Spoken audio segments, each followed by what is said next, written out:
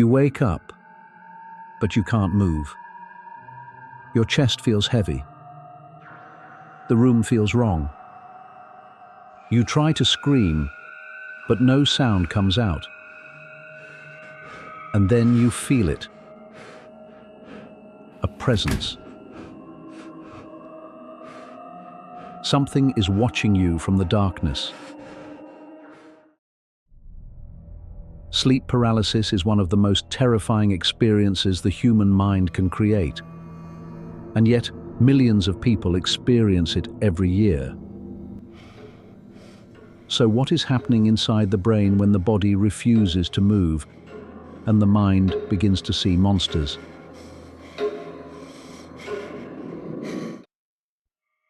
Sleep paralysis occurs in the space between sleep and wakefulness. Your mind wakes up, but your body does not.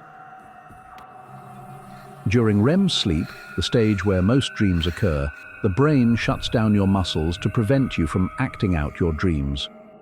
This is called REM atonia. It is normal. It protects you. But sometimes, the brain wakes up too early. The body remains paralyzed while consciousness returns. And when that happens, the dream doesn't end. It spills into reality. The brain is still dreaming, but now your eyes are open.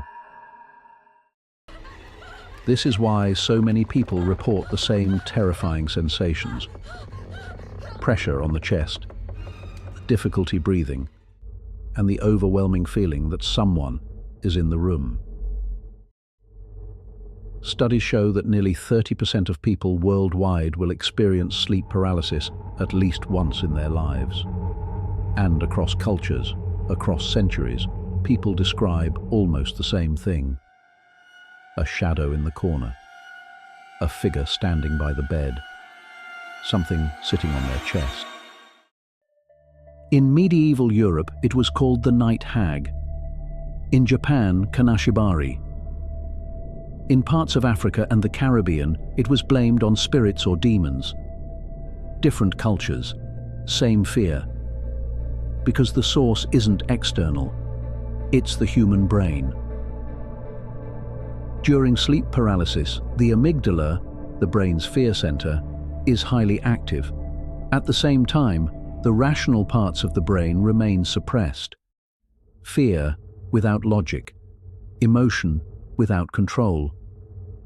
The brain searches for meaning, and it finds it in the dark. Shadows become figures. Silence becomes footsteps.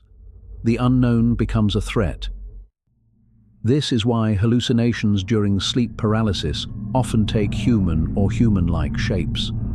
The brain is wired to detect faces and bodies, especially in danger. It would rather be wrong than unprepared. Darkness makes this worse. When the room is dim, the brain lacks visual clarity. And when vision fails, imagination takes over. The presence feels real, because to the brain, it is real. People who experience high stress, anxiety, irregular sleep schedules, or trauma are significantly more likely to experience sleep paralysis. Lack of sleep increases it. Sleeping on your back increases it. Fear itself increases the chances of it happening again, because the brain remembers. If you've ever experienced sleep paralysis, you know the moment it ends. Suddenly, the body releases. You can move, you can breathe, and just like that, the presence disappears. The room returns to normal, but the fear stays. Sleep paralysis shows us something unsettling about the human mind. That fear doesn't need monsters. It doesn't need darkness. It doesn't need anything external at all. Given the right conditions, the brain can become its own worst enemy. But understanding sleep paralysis changes it. Knowing that the experience is temporary, that the paralysis will end, and that the presence is a hallucination, can reduce the fear. And when fear fades, the experience loses its power. Sleep paralysis is not a sign of weakness. It is not madness.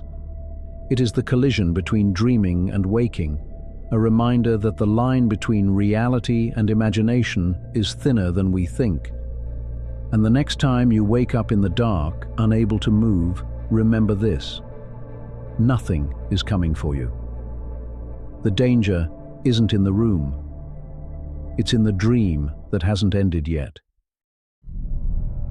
If you want to understand the hidden forces that shape fear, sleep, and the human mind, subscribe to the channel. Because the most frightening places we explore are not haunted houses or dark basements. They're inside us.